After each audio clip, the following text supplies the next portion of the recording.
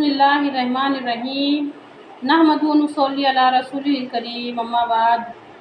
سننا آسان ہے، بولنا بھی آسان ہے، یقین کر کے اس پہ عمل کرنا کیوں مشکل ہے؟ سمجھیے، کیونکہ نئی باتیں ہمارے واسطے سب نئی، ایک طرف لاکھوں کروڑوں کا لوگوں کا ہجوم ایک طرف چل رہا۔ اب ہمارے واسطے مشکل یہ ہے کہ ہم کیسے ایسے راستے پہ چلے،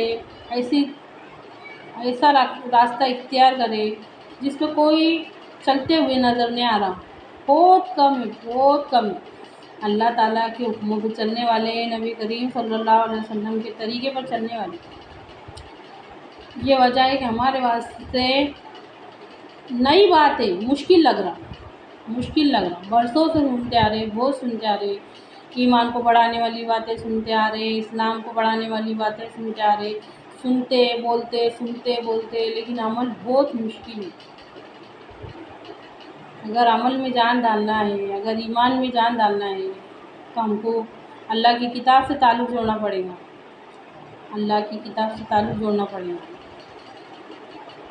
اس کے سچ کو سچ جاننا پڑے گا، ہر بات پہ یقین کرنا پڑے گا۔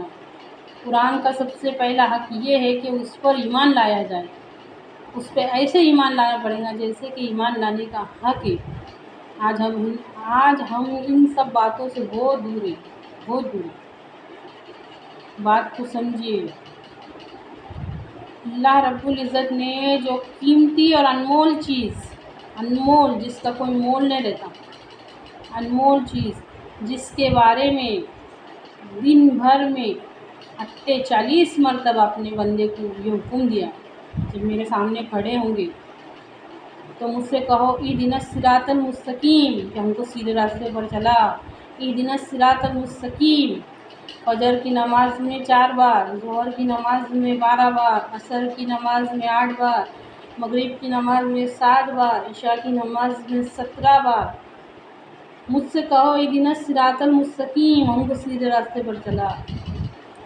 اس سیدھے راستے کی ہمارے زندگی میں کیا اہمیت ہے؟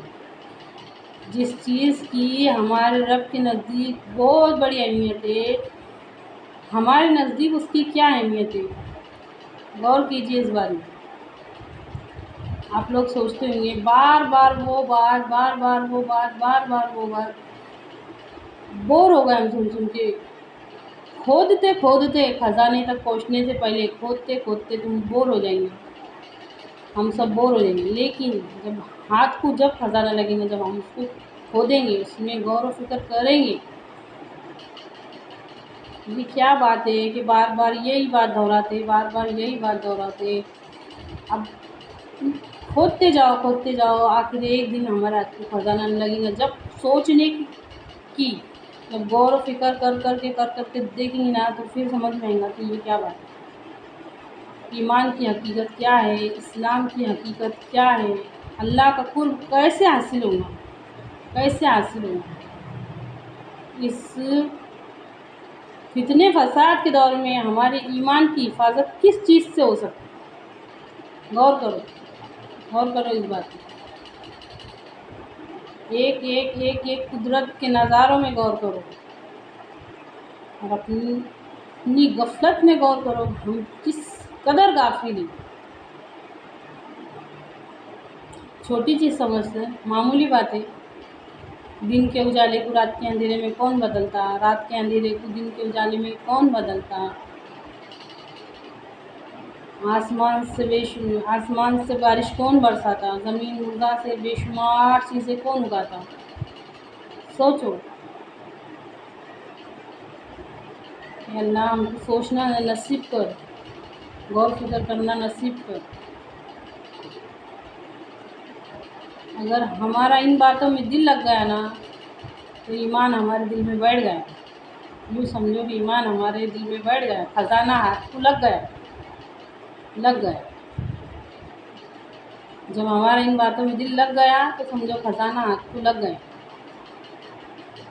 ہمارے نبی صلی اللہ علیہ وسلم ہدایت کا پیغام لے کر آئے تھے، قرآن کا مضمون ہدایت ہے، سیدھے راستے کی سمجھ ہے۔